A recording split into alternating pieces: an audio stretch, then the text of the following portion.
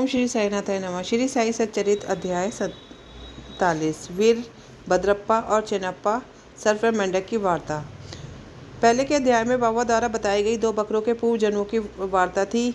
इस अध्याय में कुछ और भी पूर्व जन्मों की स्मृतियों का वर्णन किया जाता है। यह कथा है वीर भद्रप्पा और चेन्नप्पा के संबंध में। हे त्रिगुणातीत ज्ञानावतार श्री साईं, तुम्हारी मूर्ति कितनी भव्य और सुंदर है। हे अंतर्यामिन, तुम्हारे श्रीमुख की आभा धन्य है। इसका क्षण मात्र भी अवलोकन करने से पूर्व जन्मों के समस्त दुखों का नाश होकर सुख का द्वार खुल जाता है। परंतु हे मेरे प्यारे श्री साईं, यदि तुम अपने स्वभाववश ही कुछ कृपा कटाक्ष करो तभी इसकी कुछ आशा हो सकती है। तुम्हारी दृष्टि मात्र से ही हमारे कर्म बंधन छिन्न भिन्न हो जाते हैं और हमें आनंद की प्राप्ति हो जाती है। गंगा में स्नान करने से समस्त पाप नष्ट हो जाते हैं, परंतु गंगा माई भी संतों के आगमन की सदैव उत्सुकता पूर्वक राह देखा करती है कि वह कब पधारे और मुझे अपनी चरण से पावन करे। श्री साईं तो संत चूड़ामणि है। अब उनके द्वारा ही हृदय पवित्र बनाने वाली यह कथा सुनो। एक दिन नाश्ते के बाद साईं बाबा टहलने निकले और एक छोटी सी नदी के किनारे पहुंचे। वहां उन्होंने एक पेड़ के नीचे आराम किया और चिलम तैयार की। वहां एक राहगीर आया और उनके पास शरण ली। उस व्यक्ति ने साईं बाबा की मदद की और उन्हें चिलम बांट रहा था। उस समय उन्हें एक टर्राने की आवाज़ सुनाई दी। कुछ मिनटों के बाद उन्हें फिर से टर्राने की आवाज़ सुनाई दी, जिस पर साथी राहगीर ने उत्सुकता से पूछा, मेंढक को क्या हुआ है? तब बाबा ने कहा कि उसे अपने पिछले कर्मों का कड़वा फल मिल रहा है। राहगीर को यह समझ में नहीं आया और वह देखना चाहता था कि वास्तव में क्या हो रहा है। जब वह मेंढक के पास गया तो उसने एक बड़ा काला सांप देखा जो मेंढक को निगलने वाला था। तब वह वापस साईं के पास आ गया और उसने मेंढक की मदद करने के लिए कहा।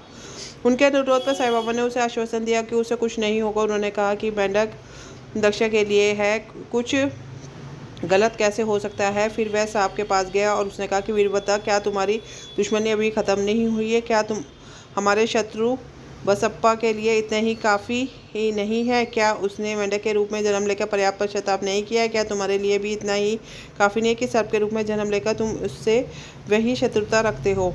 अब उसे छोड़ दो और शांति से रहो। यह सुनकर सर्प ने मेंढक को छोड़ दिया और नदी में गोता लगा दिया। मेंढक भी वहाँ से चला गया।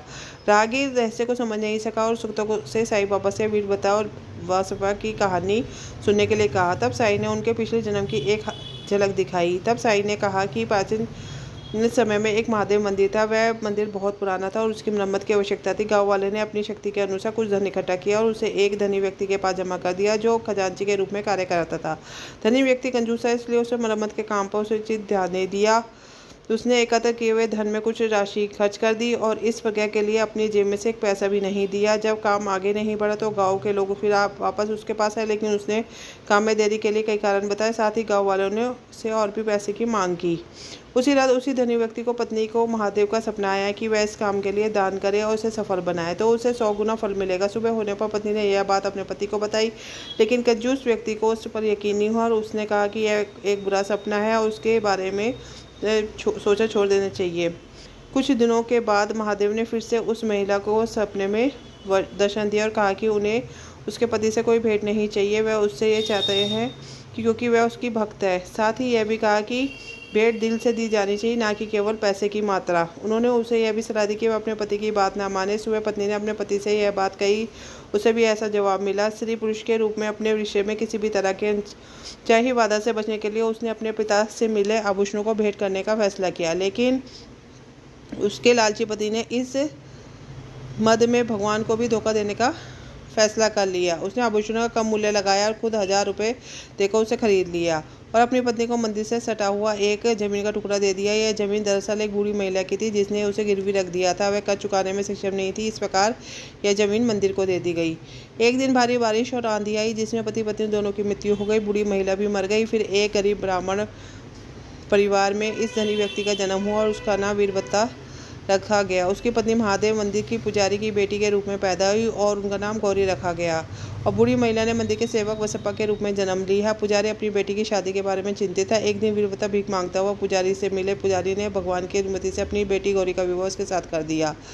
हालांकि इस जीवन में वह धन के लिए कंजूस रहा। अचानक कीमत बढ़ गई और मंदिर से सटी जमीन की कीमत 1 लाख हो गई, जिससे वह अपने वास्तविक मूल्य से 100 गुना हो गई। और फिर से विधिवत में कंजूसी की और पूरी रकम हड़पना चाहिए। इस समय गौरी इस राशि का क्या किया जाना चाहिए, इस बारे में उचित सलाह लेने के लिए साईं बाबा के पास गई। साईं ने उसे सलाह दी कि वह एक हिस्सा मंदिर को दे दे और दूसरा सेवक बसप्पा को दे दे और बाकी वह खुद भी रख सकती है और इसके पति के साथ कोई संबंध नहीं है। क्योंकि यह उसे अपने पुजारी पिता से विरासत में मिले था। इस बीच वीरभद्र और बसप्पा दोनों ही राशि के बारे में झगड़ते हुए साई के पास आ गए। वीरभद्र ने बसप्पा को धमकाया कि जब उसने साई के अधीन कच्चा ले लिया था, साई ने उसे वचन दिया था कि वह जहाँ भी जाएगा उसकी रक्षा करेगा। फिर कुछ दिन के बाद वीरभद्र बसप्पा दोनों मर गए और मेंढक सबके रूप में पैदा हुए। इस प्रकार आज साई स्वयं बसप्पा मेंढक को बचाने के लिए आए, जिसकी रक्षा करने का उन्होंने आश्वासन दिया था। इस कहानी से हमें शिक्षा मिलती है कि जो बोया है उसे काटना ही पड़ता है। जिसने लिया है उसका पुराना हक चुका दिया है, और धन का लालच लालची को सबसे निचले स्तर पर ले जाता है और इस तरह उसे पूरी तरह से नष्ट कर देता है। इसी के साथ साई सच्चरित्र का 47वां अध्याय पूर्ण होता है। श्री सद्गुरु साईनाथार्पणमस्तु भवतु। ओम साईनाथाय नमः।